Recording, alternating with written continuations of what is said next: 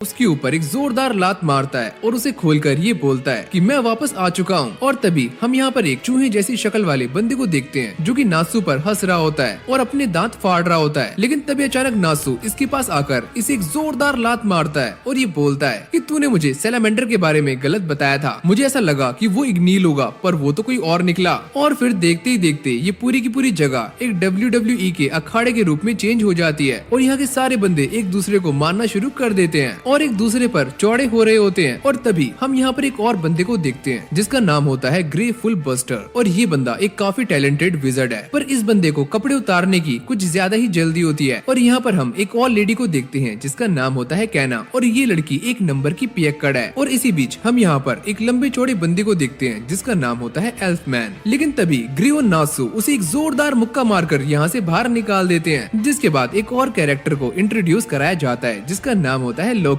और ये लड़कियों से घिरा हुआ होता है, यानी कि ये एक नंबर का लौंडियाबाज है। और फिर हम मीराजीन को देखते हैं जिसे ऐसी नंगी पुंगी फोटो खिंचवाने का बहुत ही ज्यादा शौक होता है और ये इसी के लिए फेमस होती है। और लास्ट में यहाँ पर एंट्री होती है फेरी टेल के मास्टर की और ये काफी लंबा चौड़ा होता है जिसे देखकर सारे लोग लड़ना बंद कर देते हैं। और इसका नाम होता है मैकारोव। और इस बंदे की बस प्रेजेंस ही बड़ी होती है, लेकिन असल में ये एकदम छोटा होता है, एकदम बोना। और ये फटाक से ऊपर कूदता है और उन सभी पर गुस्सा करना शुरू कर देता है और उन्हें गिल्ड के बारे में जितनी भी कंप्लेंट्स आई होती हैं वो सारी दिखाता है। लेकिन थोड़ी ही देर के बाद वो इन सभी को जला देता है और ये बोलता है कि मुझे इससे कोई फर्क नहीं पड़ता और तुम्हें भी इससे डरने की जरूरत नहीं है और तुम्हें काउंसिल के बारे में नहीं सोचना है। अगर तुम ऐसा करोगे तो तुम कभी भी प्रोग्रेस नहीं कर सकते, समझ रहे हो? और इसी से तुम नंबर 1 बनने वाले हो। और ये सुनने के बाद सारे लोग खुश हो जाते हैं, जिसके बाद हम ये देखते हैं कि लूसी के हाथ पर भी फेरी टेल मार्क लग जाता है और वो इस मार्क को नासू को दिखा रही होती है। लेकिन नासू बिल्कुल भी इंटरेस्ट नहीं दिखाता और ये बोलता है क्या गंदा लग रहा है तेरे हाथ पे ये? वही कहती है अबे ओए क्या बोला तू? जिसके बाद नासू रिक्वेस्ट बोर्ड को देख रहा होता है जिसके ऊपर काफी सारी रिक्वेस्ट लगी हुई होती हैं। और तभी उसे एक बच्चे की आवाज सुनाई देती है और इस बच्चे का नाम होता है रोमियो और इसकी बहन का नाम होता है जूलियट। अरे नहीं मजाक कर रहा हूँ। और ये बच्चा मैकारोव से अपने पापा के बारे में पता करता है। मुझे अपने डैड के बारे में पता करना है, वो पिछले 1 हफ्ते से गायब हैं। पर मास्टर उसे घर जाकर आराम करने के लिए बोलते हैं। और ये सारी बातें सुनकर नासू इमोशनल हो जाता है और वो मकाओ को ढूंढने के लिए माउंट होकाबी की तरफ निकल जाता है। और तभी लूसी ये पूछती है कि आखिरकार ये इतना दुखी क्यों है। मीराजेन बताती है कि ये बंदा रोमियो के अंदर अपने बचपने को देखता है, क्योंकि सालों पहले इसके डैड भी ऐसे ही गए थे लेकिन वापस लौटकर नहीं आए। और यहाँ पर मीराजेन ये बता रही होती है कि नासू के डैड कोई और नहीं बल्कि एक ड्रैगन थे, क्योंकि नासू को बचपन से ही एक ड्रैगन ने पाल पोस कर बड़ा किया था और यहाँ तक कि उसे सारा कुछ उसी ड्रैगन ने सिखाया था। तो वही उसके डैड हैं और उनका नाम है इग्नील। और नासू आज तक उनका इंतजार करता है। और फिर अगली सीन में हम ये देखते हैं कि नासू लूसी को लेकर माउंट होकाबे पहुंच जाता है, लेकिन इस जगह पर कड़ाके की सर्दी पड़ रही होती है। जिसके बाद लूसी अपनी की का इस्तेमाल करती है और यहाँ पर होरलो जिम को बुलाती है और उसके अंदर बैठ जाती है। और जब नासू मकाओ को ढूंढ रहा होता है तभी उसके सामने एक अजीब सा क्रिएचर आता है जिसको ये वेल्कन कहते हैं। और जैसे वो नासू के ऊपर हमला करने वाला होता है तभी वो कुछ सूंघता है और लूसी की तरफ भाग जाता है और उसे पकड़कर ये बोलता है ओहो एक सुंदर लड़की, तुम मुझे काफी पसंद हो। यानी कि ये भी एक नंबर का ठरकी है। और वो लूसी को लेकर यहाँ से कल्टी मार लेता है और उसे अपनी गुफा के अंदर ले आता है और डांस करता है। अब पता नहीं इसके दिमाग में क्या खिचड़ी बन रही होगी और इसकी हरकतों को देखकर ऐसा लगता है कि ये कुछ करने के मूड में है। और जैसे ही वो लूसी के पास जाता है तभी यहाँ पर नासू की एंट्री हो जाती है, पर आते ही वो नीचे गिर जाता है और दोबारा से खड़ा होकर ये बोलता है कि मकाओ कहाँ पर है, क्या तुम्हें उसके बारे में पता है? और यहाँ पर वेल्कन एक होल की तरफ फिंगर पॉइंट करता है और जैसे ही नासू वहाँ पर जाता है तो वेल्कन उसे ऊपर से नीचे धक्का दे देता है। ले बेटा मिल गया मकाओ। और इसके बाद हम दोबारा से लूसी को देखते हैं जो कि अपनी एक और की का इस्तेमाल करके यहाँ पर टॉरस को बुलाती है, लेकिन ये भी एक नंबर का ठरकी निकलता है और ये बोलता है क्या सुंदर लड़की है, क्या तुम मेरे साथ घूमने चलोगी? हम दोनों पार्टी करेंगे, मस्ती करेंगे।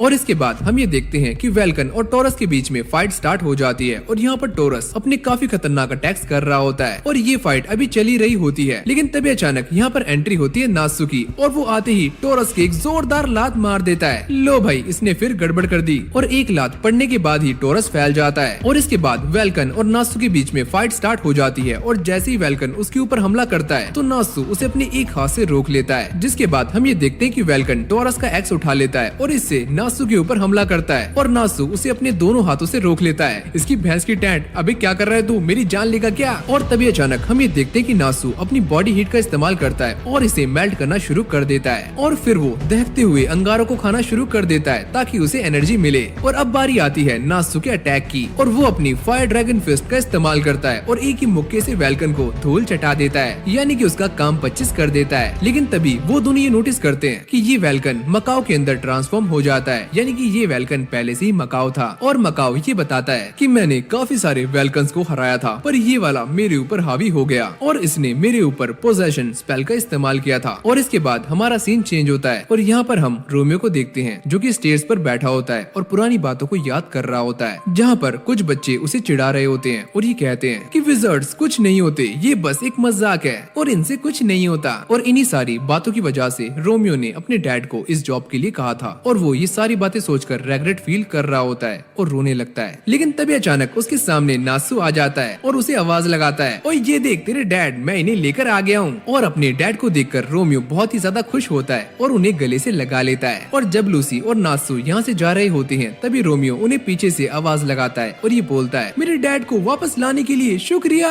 और इसके बाद हमारा सीन चेंज होता है और फिर हम लूसी को देखते हैं जो कि अभी अभी सोकर उठी होती है और अंगड़ाइयाँ ले रही होती है। और जब वो नहा धोकर अपने रूम में जा रही होती है तभी अचानक वो ये नोटिस करती है कि उसके रूम में पहले से ही नात्सु और हैप्पी सिंह बैठे होते हैं, जिनको देखकर वो बहुत ही ज्यादा चौंक जाती है। अबे ओए तुम दोनों यहाँ पर क्या कर रहे हो? और ये बोलने के बाद वो उन दोनों की एक जोरदार लात मारती है और उनकी बत्ती सी हिला देती है, जिसके बाद ये दोनों मिलकर लूसी को परेशान करना शुरू कर देते हैं। और फिर लूसी नात्सु के लिए चाय बनाती है और ये कहती है कि फटाक से इसे पियो और यहाँ से निकल जाओ। लेकिन नात्सु इसकी बातों को दिल पर नहीं लेता और वो इससे सेलेस्टियल स्पिरिट कीज के बारे में पता करता है। और ये सुनने के बाद लूसी उसे अपनी कीज दिखाती है और उसके पास टोटल 6 कीज होती हैं, जिनमें से 3 सिल्वर और 3 गोल्ड होती हैं। और जब लूसी नात्सु को इन सारी कीज के बारे में बता रही होती है तभी उसे एक बात याद आती है, अरे हाँ मैंने अभी एक न्यू की खरीदी थी पर मैंने उसके साथ कॉन्ट्रैक्ट नहीं किया है। और यहाँ पर हमें ये पता चलता है कि एक विज़र्ड को अपने सेलेस्टियल के साथ कॉन्ट्रैक्ट करना पड़ता है और ये डिसाइड करना पड़ता है कि वो स्पिरिट किस दिन फ्री है। जिसके बाद लूसी इस स्पिरिट जिसका नाम प्लू होता है उससे कॉन्ट्रैक्ट बना लेती है। और इसके बाद हम ये देखते हैं कि प्लू अजीब अजीब सी हरकतें करना शुरू कर देता है और ये हरकत किसी को भी समझ नहीं आती सिवाय नात्सु के। जिसके बाद नात्सु लूसी को घूरना शुरू कर देता है और ये बोलता है कि अब से हम सारे एक टीम है। और यहाँ पर हैप्पी सिंह ये बताता है कि गिल्ड्स के अंदर अलग अलग लोग टीम बनाकर काम करते हैं ताकि वो किसी भी क्वेस्ट को जल्दी पूरा कर सके। और यहाँ पर नात्सु बोलता है कि मैंने पहले से ही एक क्वेस्ट लिया हुआ है। और जब लूसी इसे पढ़कर देखती है तो उसके अंदर एक बुक चुरानी होती है, लेकिन ये बुक एक ठरकी इंसान के पास है। लेकिन अगर वो इसे चुरा लेते हैं तो उन्हें 2 लाख ज्वेल्स मिलने वाले हैं, जो कि बहुत ज्यादा होते हैं। और जिस बंदे से इन्हें ये बुक चुरानी है उसे एक गोल्डन बालों वाली मेड चाहिए। और ये सारी बातें पढ़ने के बाद लूसी समझ जाती है कि इन दोनों ने उसे एक चारे के रूप में इस्तेमाल किया है। जिसके बाद वो नात्सु को मना कर देती है, पर नात्सु ये बोलता है, तुमने अभी अभी मुझसे कहा था कि एक सेलेस्टियल अपना वादा कभी नहीं तोड़ता, तो अब तुम्हें मेरे साथ चलना ही होगा। जिसके लिए लूसी मान जाती है। और फिर अगली सीन में हम ये देखते हैं कि टीम शैडो गियर भी इस बुक को ढूंढ रही होती है, यानी कि ये भी उसी कॉन्ट्रैक्ट को लेना चाहते थे, पर इन्हें ये पता चलता है कि ये क्वेस्ट पहले ही नात्सु ने ले लिया है। और यहाँ पर गिल्ड मास्टर ये बताते हैं कि अब इस काम को करने के 2 मिलियन ज्वेल्स मिलने वाले हैं, यानी कि अमाउंट पहले से बढ़ चुका है। और इसके बाद हम ये देखते हैं कि नात्सु अपनी टीम के साथ एक टाउन के अंदर पहुंच जाता है और उसे काफी भूख लगती है कि चलो यार वहाँ जाकर खाना खाते हैं। पर लूसी को कुछ काम होता है तो वो इन दोनों को छोड़कर यहाँ से चली जाती है। और जब ये दोनों अंदर बैठकर खाना ठूस रहे होते हैं तभी लूसी मेड के आउटफिट में यहाँ पर आ जाती है और ये काफी अच्छी लग रही होती है। और इसके बाद हम ये देखते हैं कि ये दोनों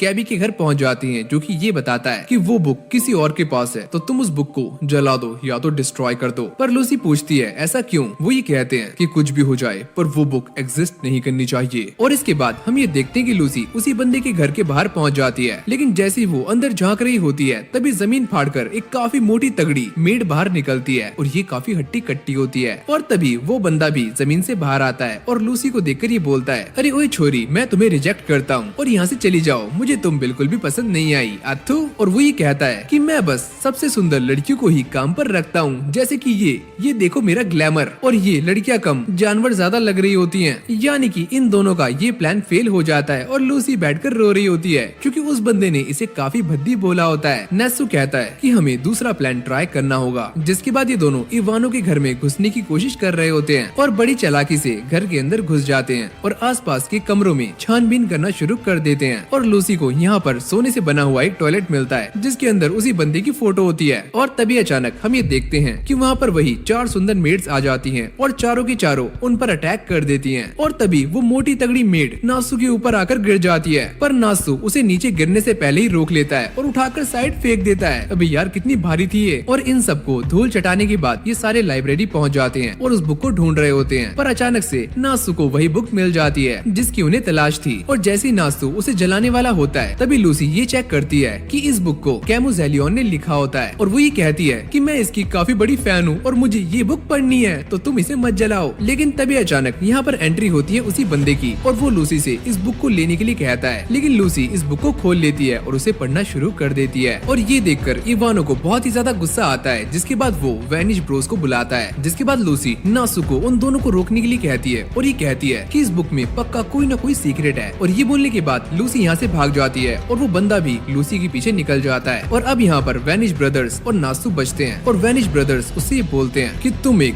एबिलिटी टाइप विजर्ड हो जो कि अपने अंदर छुपी हुई एनर्जी का इस्तेमाल करते हो, और जो विजर्ड्स आइटम को इस्तेमाल करते हैं उन्हें होल्डर टाइप विजर्ड्स कहा जाता है और तुम वो नहीं हो। और ये बोलने के बाद उन दोनों के बीच में एक काफी खतरनाक फाइट स्टार्ट हो जाती है, जहाँ पर ये दोनों शुरू में नासु को कुत्तों की तरह मार रहे होते हैं और उसे हमला करने का एक भी मौका नहीं देते, क्योंकि ये दोनों एंटी फायर स्पेशलिस्ट होते हैं। और दूसरी तरफ हम लूसी को देखते हैं जो कि अपने मैजिक का इस्तेमाल करके बड़ी स्पीड से ये बुक पढ़ रही होती है। लेकिन तभी अचानक यहाँ पर वही बंदा आ जाता है जो कि लूसी को पकड़ लेता है। और फिर हम नासु को देखते हैं जो कि उन दोनों पर फायर अटैक करता है, लेकिन ये दोनों उसके अटैक को दोबारा से रिवर्स कर देते हैं। लेकिन नासु इतनी जल्दी हार मानने वालों में से नहीं है, वो इस फायर को खा लेता है और करता है अपना एक और खतरनाक अटैक जिसका नाम होता है फायर ड्रैगन विंग अटैक। और ये अटैक इतना ज्यादा खतरनाक होता है कि नासु उन दोनों के साथ इस पूरे के पूरे घर को भी जला देता है। तो देख लो भाई, ये हाल होता है एंटी फायर स्पेशलिस्ट का। और वैनिश ब्रदर्स को हराने के बाद नासु लूसी को ढूंढने के लिए निकल जाता है। और इसके बाद हम दोबारा से उसी बंदे को देखते हैं जिसने लूसी को पकड़ा हुआ होता है और वो उससे ये बोलता है कि तुम मुझे इस बुक के अंदर लिखा हुआ सीक्रेट बता दो वरना मैं तुम्हारे हाथ तोड़ दूंगा। और जैसे ही बंदा उसके हाथ तोड़ने ही वाला होता है तभी अचानक यहाँ पर एंट्री होती है हैप्पी की, और वो आते ही इसके मुंह पर एक जोरदार लात मारता है और इसे पीछे गिरा देता है और लूसी को बचा लेता है। लेकिन दोबारा से उसके विंग्स गायब हो जाते हैं और वो नीचे गिर जाता है। भाई इसके साथ हमेशा यही होता है। और इसके बाद हम ये देखते हैं कि लूसी अपनी गोल्डन की का इस्तेमाल करने वाली होती है, लेकिन तभी ये बंदा अपना मैजिक एक्टिवेट कर लेता है और लूसी के ऊपर हमले करना शुरू कर देता है। और यहाँ पर इस बंदे के अटैक्स काफी खतरनाक होते हैं। और तभी ये बात सामने आती है कि इस बंदे ने जानबूझकर इस बुक को लिखवाया था और इसने उस बंदे को 3 सालों तक कैद कर रखा जब तक उसने इसके लिए बुक नहीं लिख दी। और ये सारी बातें लूसी को भी पता होती हैं। तभी इवानो उससे पूछता है कि आखिरकार तुम ये सारा कुछ कैसे जानती हो। लूसी कहती है कि ये सारा कुछ इस किताब के अंदर लिखा हुआ है और वो ये कहती है कि तुम इसे पढ़ नहीं सकते क्योंकि कैमू ने इसके ऊपर एक स्पेल कास्ट किया था जो कि तुमसे बिलोंग नहीं करता। और इसके बाद हम ये देखते कि लूसी दोबारा से अपनी गेट की का इस्तेमाल करती है और यहाँ पर कैंसर को बुला लेती है। और इवानो के पास भी एक गेट की होती है जिसका इस्तेमाल करके वो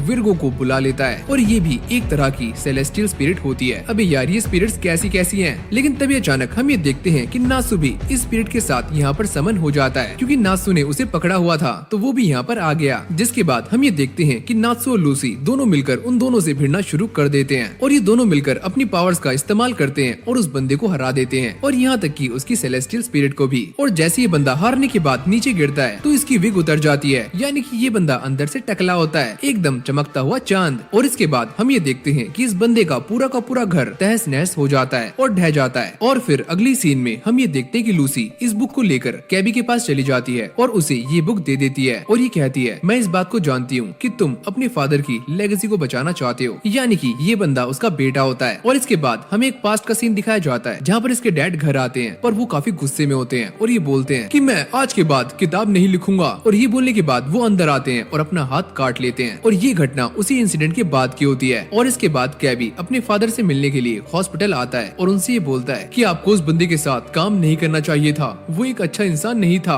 पर वो ये कहते हैं कि मुझे इसके ज्यादा पैसे मिलने वाले थे और मैं इस बुक को लिखते हुए बस तुम्हारे बारे में ही सोच रहा था। और ये सुनने के बाद कैबी बहुत ही ज्यादा इमोशनल हो जाता है और वो यहाँ से चला जाता है। और कुछ टाइम के बाद कैमो यानी कि उसके डैड की मौत हो जाती है। और इसके बाद हमारा सीन दोबारा से प्रेजेंट में आता है जहाँ पर कैबी ये बता रहा होता है कि कुछ टाइम बाद मेरा गुस्सा पछतावे में चेंज हो गया। इस बुक की वजह से उन्हें काफी दुख सहना पड़ा, तो इसीलिए मैं इसे डिस्ट्रॉय करना चाहता हूँ। और जैसे वो इसे डिस्ट्रॉय करने के लिए इसमें आग लगाने वाले होते हैं, तभी ये बुक ग्लो करना शुरू कर देती है और इसके ऊपर लिखे हुए लेटर्स डे ब्रेक से चेंज होकर डियर कैबी बन जाते हैं। और इस बुक के अंदर जो भी लिखा होता है वो धीरे धीरे चेंज होना शुरू हो जाता है। लूसी कहती है कि उन्होंने ये बुक तुम्हारे लिए लिखी थी। और यहाँ पर एक बात और सामने आती है कि कैमो ने अपना हाथ इसीलिए नहीं काटा था क्योंकि वो शेम फील कर रहे थे। उन्होंने ये हाथ इसीलिए काटा था क्योंकि उन्होंने अपनी सबसे बेस्ट राइटिंग कंप्लीट कर ली थी, जो कि उन्होंने अपने बेटे के लिए लिखी थी। और ये सारी बातें सुनने के बाद नात्सु कहता है कि आपको हमें पैसे देने की जरूरत नहीं है क्योंकि हमारा काम था बुक को डिस्ट्रॉय करना और हमने बुक को डिस्ट्रॉय नहीं किया, तो हम आपसे पैसे नहीं ले सकते। और वो बिना पैसे लिए हुए यहाँ से जा रहा होता है, लेकिन लूसी उसके ऊपर काफी गुस्सा कर रही होती है और वो ये कहता है कि ये बात मुझे पहले से ही पता थी कि वो बंदा अमीर नहीं है, उसने बस अपने पिता की लेगेसी को बचाने के लिए ये सब किया था। और वैसे भी ये सारा कुछ उसने अपने डैड के लिए किया था, तो मैं उससे पैसे कैसे ले सकता हूँ? ना ना ना, ये मेरे उसूलों के खिलाफ है। और फिर अगली सीन में हम ये देखते हैं कि ये तीनों अपने घर जा रहे होते हैं, पर तभी नात्सु को झाड़ियों में कुछ दिखता है और ये चमकीली आंखें उसे ही देख रही होती हैं। और ये बंदा कोई और नहीं बल्कि ग्रे होता है और वो झाड़ियों से बाहर आता है और ये दोनों लड़ना शुरू कर देते हैं। एंड भाई इन दोनों की कभी भी नहीं पड़ती।